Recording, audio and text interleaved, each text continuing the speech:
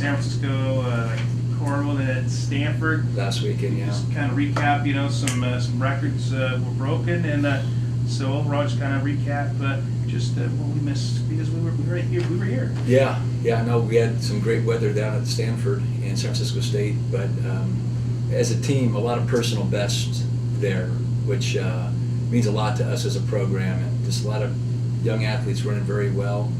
But fortunate to have about, I think, 8 athletes that made it into the Stanford Invite. Keontae Giggs did a great job with the sprints, 100 and 200.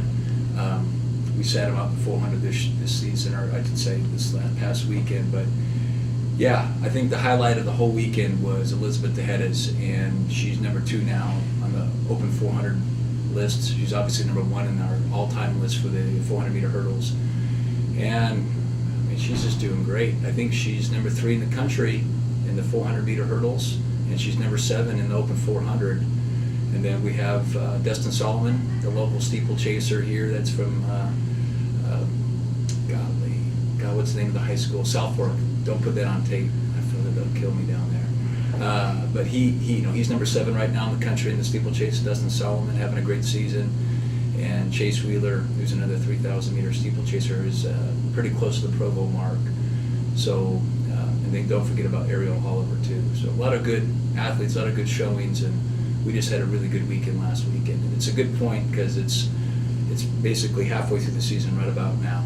And we got a month ago before we hit conference championships, and we're doing pretty good. How important was it for your athletes to compete both at Stanford and San Francisco? Now, very good athletes to compete against, but how important was it for you guys to get down there for these events? It was real important. It's just experience. It's big meet experience. And Stanford Invite has a lot of D1 competition, a lot of unattached runners that are trying to make the Olympic trials for the United States that were there. A lot of foreign athletes there, so to even have 8 to 9 of our athletes in that meet alone is a great representation for Humboldt State. And it just prepares us for the bigger meets that are coming up. In 2 weeks, we'll head down to Los Angeles for the Mount Sac Relays, Long Beach, Azusa Pacific. We kind of have 3 to 4 meets within a weekend time period. And this all prepares us for the bigger meets down the road. So we're talking conference championships down at Cal State LA in the first part of May, and then eventually get some of these athletes to the national championships out in Florida.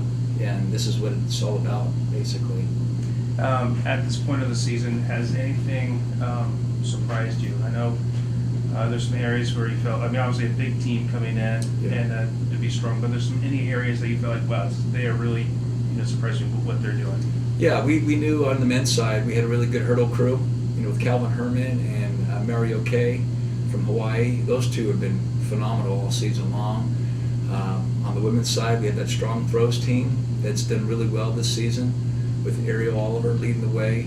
But I think on the men's side, my biggest surprise is how we've kind of put together the short sprinters. We don't have all the depth in the world, but we are piecing together some pretty good teams. And our 4x1 team won the relay on Saturday at San Francisco State. They got the meet record. I'm happy for them. It's like they deserve it. And hats off to Coach Sarah Ingram too. She's done a great job with the sprinters. So I'm really happy with their short sprints on the men's side. On the women's side, I say the biggest surprise is the distances.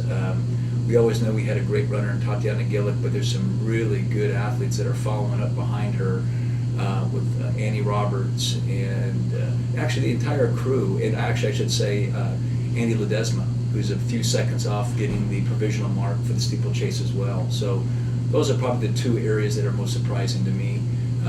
And it's nice because you always expect X, but when you have the Y factored in with the unknown that people just stepping up, it makes coaching that much better. You guys, so off or not competing on Saturday and taking the week off and then get back to it the following week. Having that break, how refreshing will that be in kind of getting ready to get back to it the following week? Well, this weekend we'll be at Chico.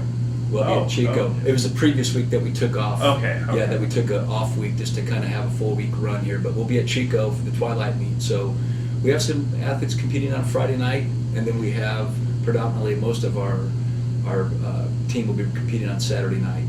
And so good weather, good competition.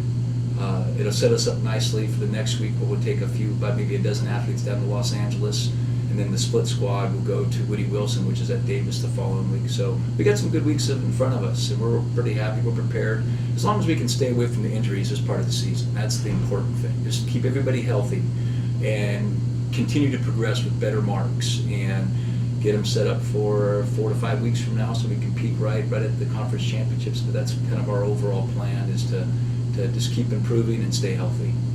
Okay, sorry, I just but for Chico, will they a name for this week, and will there be the other schools that will be involved? I haven't looked at all the other schools. I've been so involved with just getting the logistics for our team over the last 2 days. It's funny because you get back from Stanford and San Francisco State, and you're just kind of collecting everything, and then you got to get ready for the next meet. So I haven't done my homework yet on the upcoming meet, but in general, that's a very competitive meet, and it won't be as big as Stanford, but yet it's a fast track, great facility. We'll have some good weather, and I'm just hoping that we have about 8 athletes that have the capability of making nationals. So this will give us another opportunity for them to perform well in this good weather and good competition. Hopefully either get a Provo mark or get a deeper Provo mark between now and the next weekend when we go to Los Angeles. Great. So, all right. Brian, anything? Deontay. Oh, you have any questions at all? You can talk to me afterward too. Don't be